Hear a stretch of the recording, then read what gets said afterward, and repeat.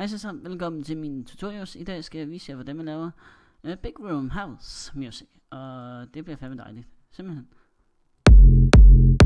Vi skal have en rigtig god kick. Jeg synes, det er en perfekt kick. Så gør vi lige sådan her.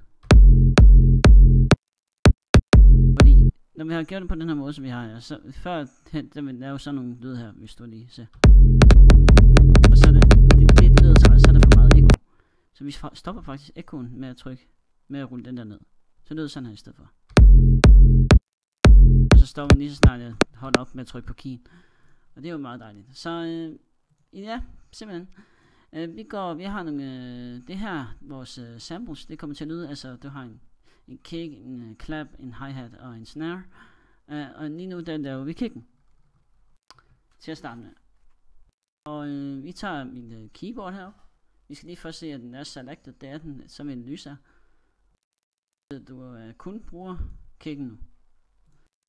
Så går vi ind under klaveret her. Når du åbner klaveret, så kommer det til at se sådan her ud først. Det kan jeg ikke finde ud af. Jeg synes, det ser for rodet ud. Så jeg siger ganske almindelig klaver. Så ruller vi lige op her. Og så tager vi en C. For hvis du tager en høj C for eksempel. Det lyder jo godt. Nej, det gør det lyder helvede til. Det skal lyde sådan her. Og det er mega fedt. Jeg elsker den lyd. Så har vi sammen set kicken, så har vi sådan set godt i gang. Vi skal have en... Det forklarer jeg lige senere. Vi skal have en clap. Skal den der? Det er en clap. Clap er det. Så vi en clap. Det er flot. Så sætter vi den under pad 2. Så nu er vi færdige med pad 1. Nu er vi pad 2. Og den er selected. Du kan ellers klikke på dem. Så nu er det alle som selected, men det betyder ikke, at du kan bruge dem alle sammen jo. Det er jo bare en lille ting, der er der. Du klikker bare på pad 2 her. Og det er klap. Og der skal vi huske at gøre det samme. Her. Så laver man det samme som før. Så lyder det sådan her. Det var også rimelig dejligt, så den har vi også tjekket nu. Og nu er det pad 3. Det går rimelig hurtigt. Men det er fordi, det er faktisk rimelig nemt. Det kan du sagtens selv rode med. Nu skal vi have en hi-hat. En hi-hat. Der er en hi-hat. Den er dejlig, den her. Og der gør vi også det samme.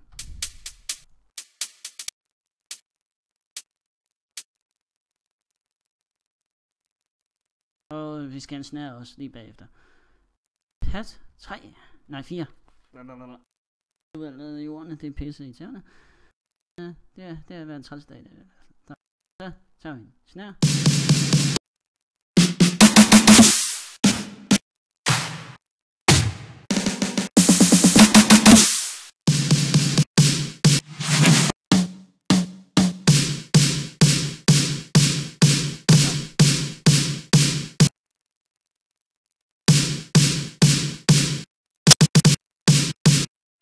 Der har vi simpelthen en snare. Den er selected.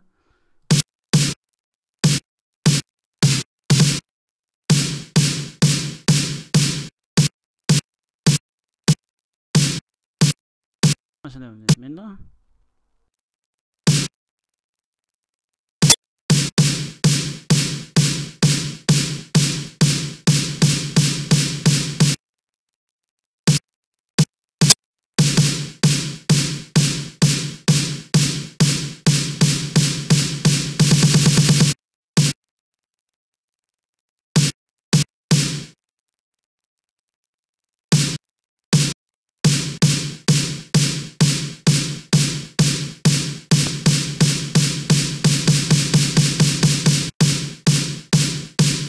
Jeg drillede lige, så jeg skulle lige have...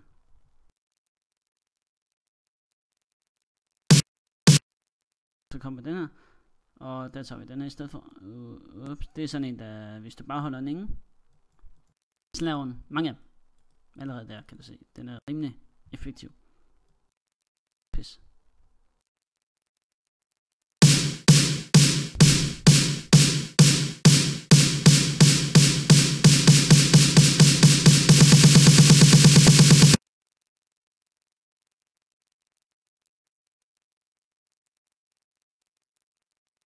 lige ned igen.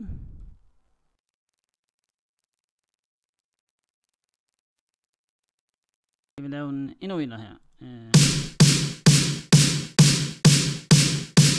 Så kan det se sådan en beskær heroppe. Der er nogle valgmuligheder her. Vi har en skruetrækker, en magnet, en pensel, en malopensel og en stop. Aner ikke, hvad den gør. Jeg bruger en anden. Aner heller ikke, hvad den gør. Men den her, det er en beskær. Så kan du simpelthen skære den. Der. Så har du 2 små. Så skal du klikke på den, for hvis du klikker på den der, så laver den stor. Så når du klikker på den lille her, lille her, så laver den dem alle som små. Det er jo også dejligt. Det er det bare. Jeg elsker det jo. Dejligt. Vi skal lige gøre sådan, at de kobler hinanden sammen, så vi laver lige flere af dem der takker der.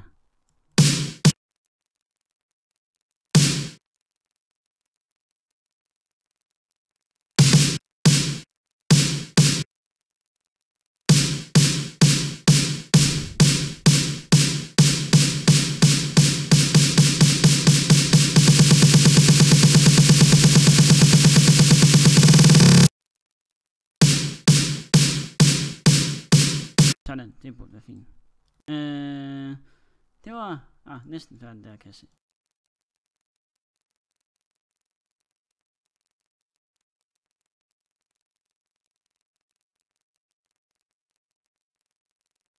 Sådan. Jeps, det var pad 4. Nu skal jeg simpelthen i gang med at sætte det hele op. Og det gør det herinde på sådan en menu. Bare her kan vi kalde den. Nej, menubaren det er herovre i den her side her. det er jo en browser, kan vi kalde det i stedet for. Det lyder lidt pænere. Vi ruller ned til pad 1. Du kan enten holde musen inde, eller scrolle op og ned med den der scroll ting, der er på i midten på musen. Vi selecter heroppe. Det er allerede klikken. Der er det nemmest at tage den her, eller den her pensel her ting. Fordi så er den her, så skal jeg lave en hver eneste gang, og det gider man ikke. Så tag den her, og så hold inde, og lave så mange du har lyst til. Jeg har lyst til at lave 4, 5, 6 til at starte med. Og for at slette dem igen, hvis du har lavet for mange, højreklikker du, og bare trykker musen hen. Trykker derhen. I hvert fald. Sådan her laver du. Og så siger vi pad 2. Pad 3. Og pad 4. Bum. Det var lidt længere end de andre. Klik på dem for at select til den der du vil have, der skal blive lidt længere hen. Så hvordan hører man så det, man har lavet her allerede nu? Der er sådan en, der hedder Path og Song. Og så klikker du ned på den, så nu lyser den grøn. Så nu ved den, at den vil have en i browseren, eller hvad? Og så siger vi bare, der kan du enten klikke enter eller klikke herop.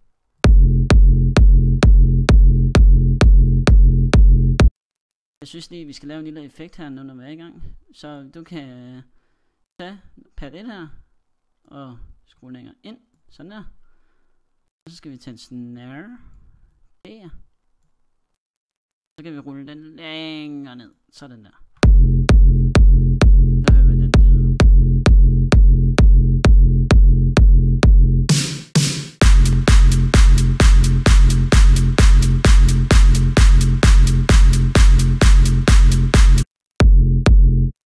Der synes jeg, den skal komme igen.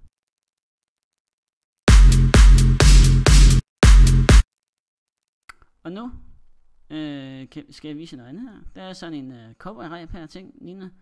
Og det er, så kan du selecte det hele her. Så tager vi penslen og skru ned. Eller ruller den hen.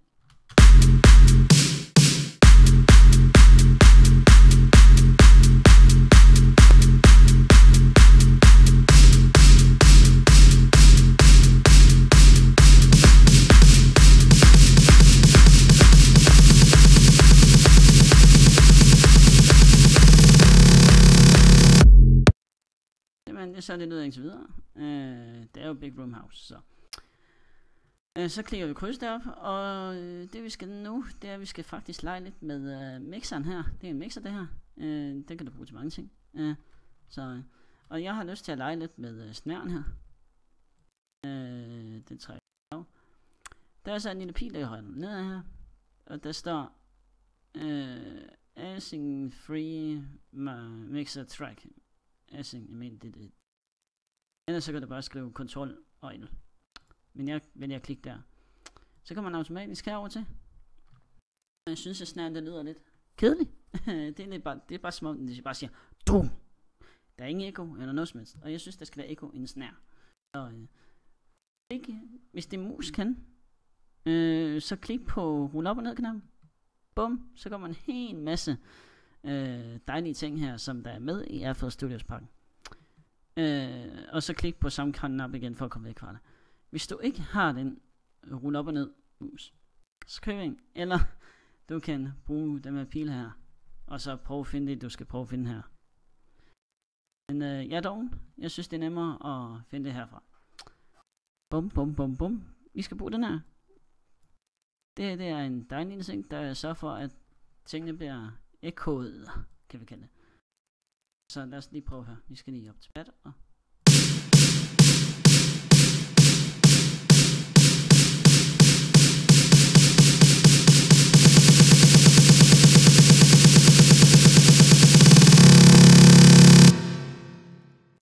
jeg kan da godt høre forskel allerede.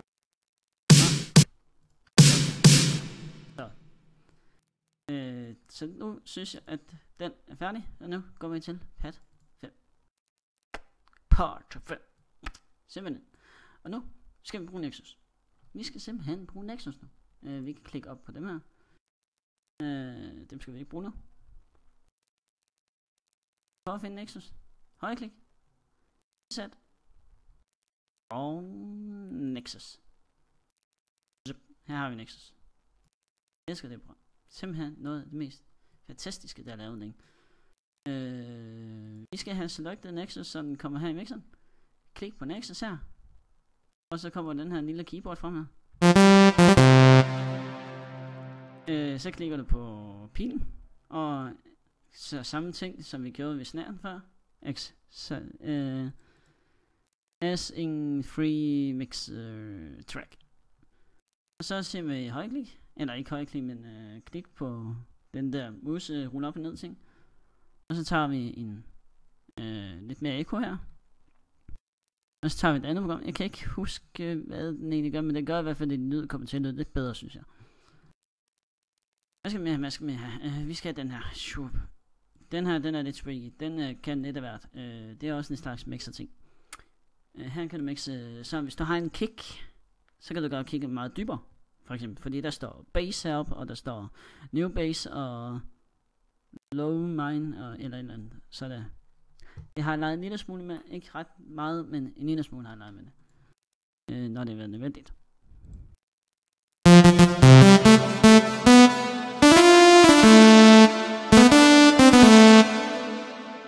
Jeg skal se at lave en melodi nu, og jeg vil gerne have en piano. Ikke fordi det er piano. Ikke fordi det er piano-lyden, jeg skal bruge. Det er bare lige for, at det er nemmere for mig at høre, hvor de forskellige toner, de skal ramme hen. Vi skal lige lave om på den her igen. Der tager man magneten og klikker på line.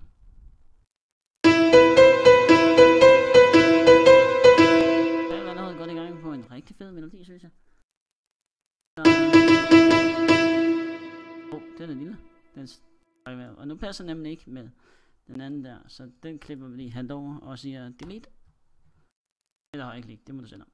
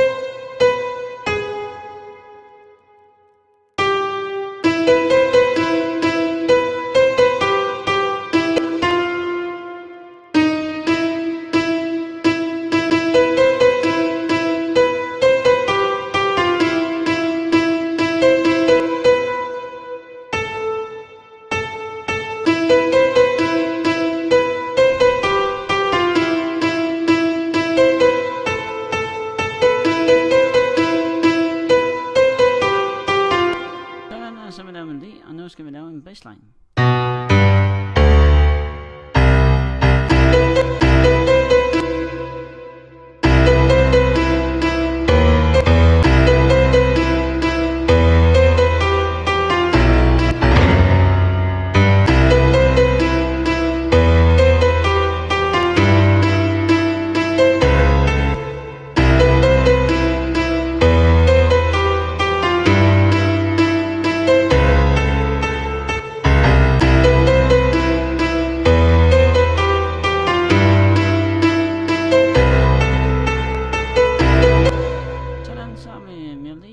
Start melodien til sangen, og vi skal ikke bruge pianoen her, vi skal nemlig finde en anden en.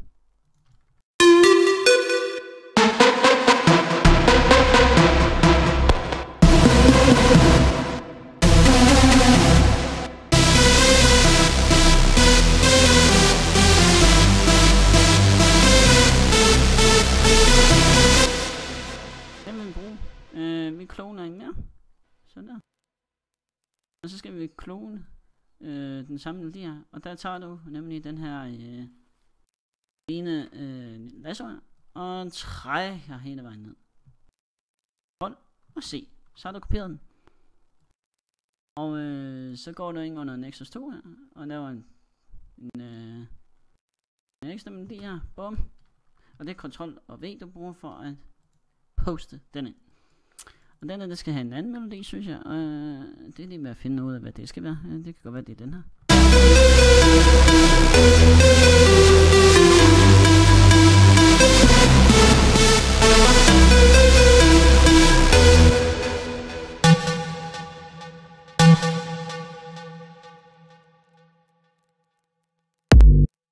Det lyder meget fedt, det der, synes jeg.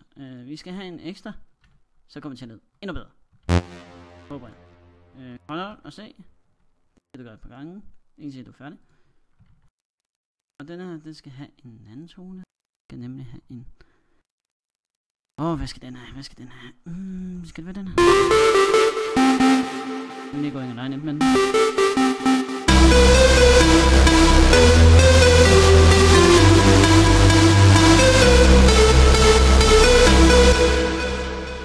Det er jo det basic af Big Room House, jeg laver. Så vi skal snart til det er selve af Big Room House melodien. Det er bare lige for at lave en melodi, og så skal vi til dem der høje toner der, du ved, koklokker og sådan noget.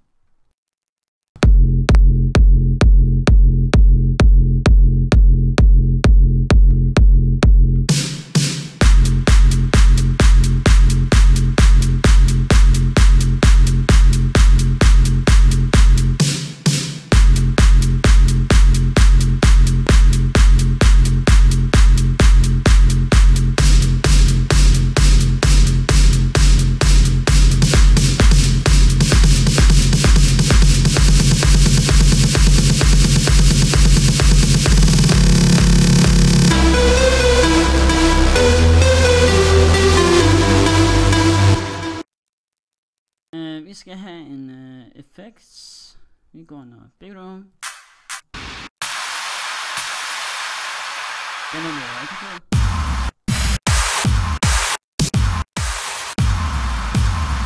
Den er også rigtig fed.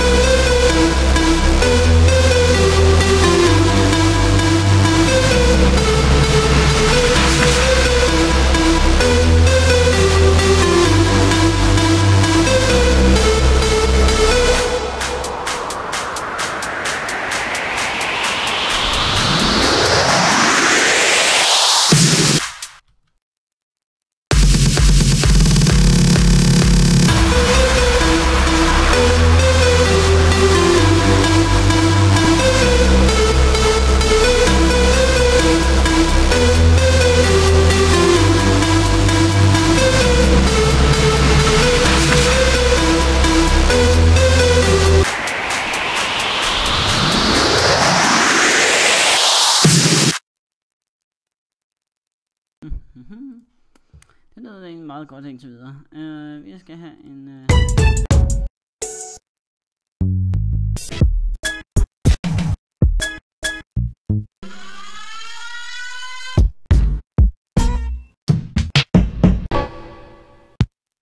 Så jeg giver den tone, vi kan bruge herfra.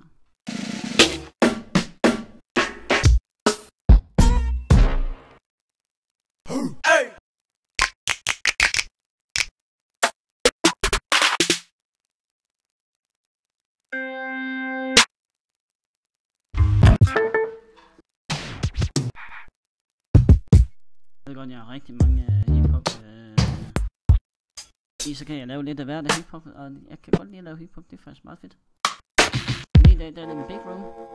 Hiphop, det kan jeg lave et andet tidspunkt.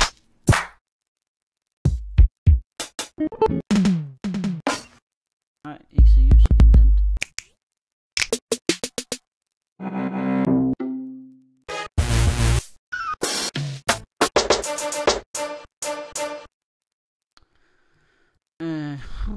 Det bliver lidt svært, det lige.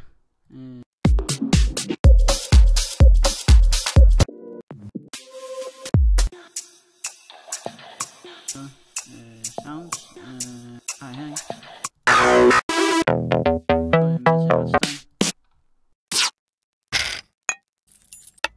Det skal noget her.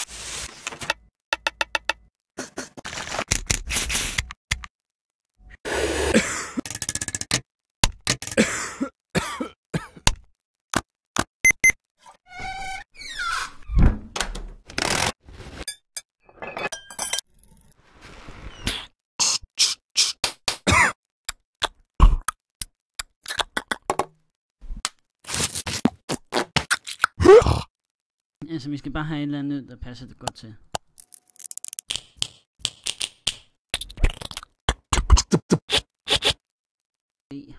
Det var det ikke, det. Prøver vi så på,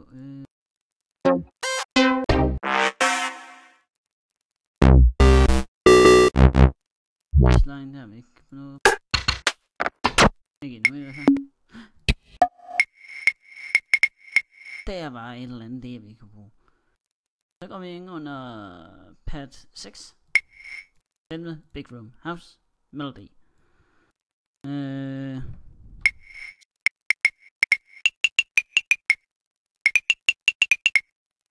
Og det er også bare en direkte lyd. Vi skal have til at lave lidt mere ekko i lyden. Så vi går det samme i trækker.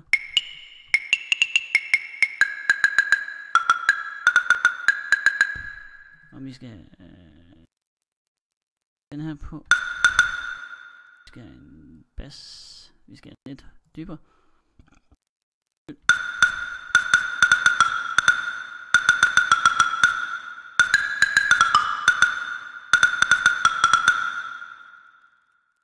Vi kan selvfølgelig bruge den samme melodi, som der er her.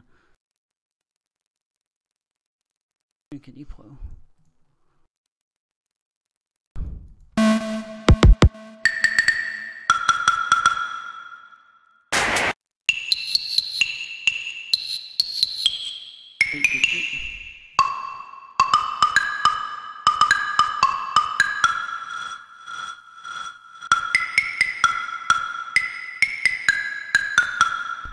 I laver så par to her.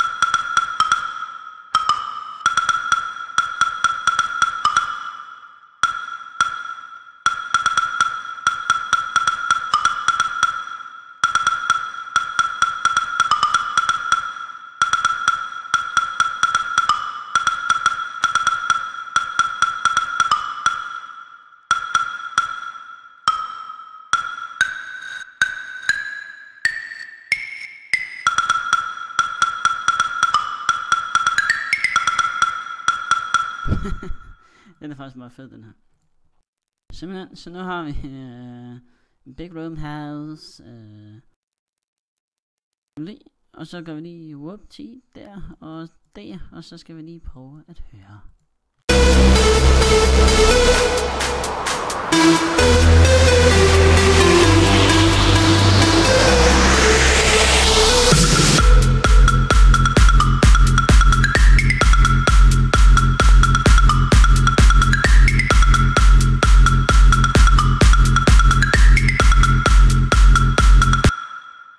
Kæft, det lyder fedt. Ja, du er gal. Jeg elsker det.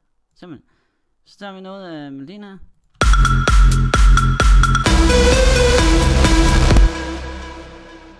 Og rulle lidt mere ud. D. E. E. Og der.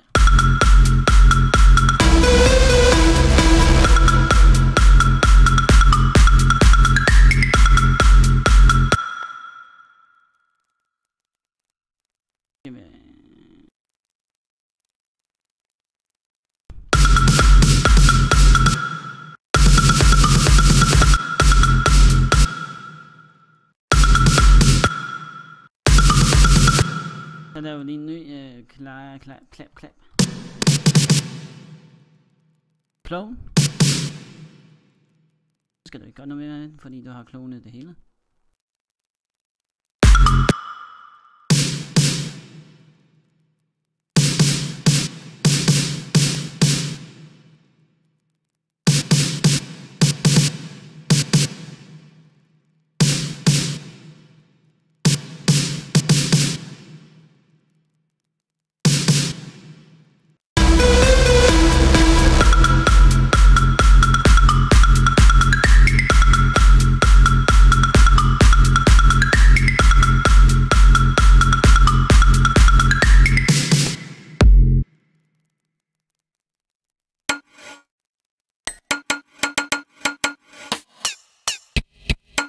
Jeg prøver at tage den her, og så ser jeg sætte sammen med.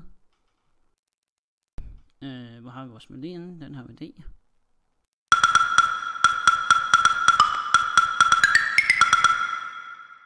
Clone.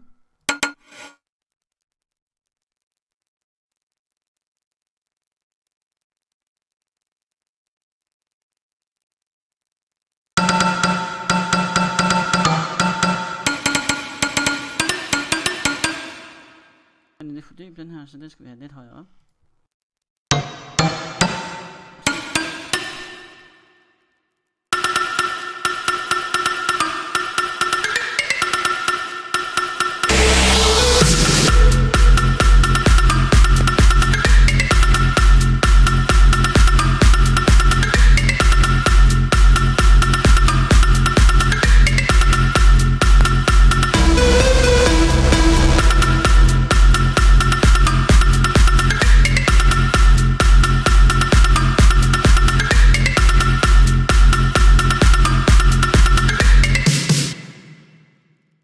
Kæft, det lyder meget fedt. Jeg elsker det her. Det var how to, hvordan man lavede Big House Music, dansk version. Jeg håber I kunne lide videoen, og hvis I vil have flere af dem her slags tutorials, så skal I huske at like og kommentere og det der, og lav lige et skriv lige nede i kommentaren, hvad det er, jeg mere skal lave for at gøre det hele bedre angående min kanal, hvad I ønsker og sådan nogle ting. Så ja, det er godt. Vi ses snart igen. Hej.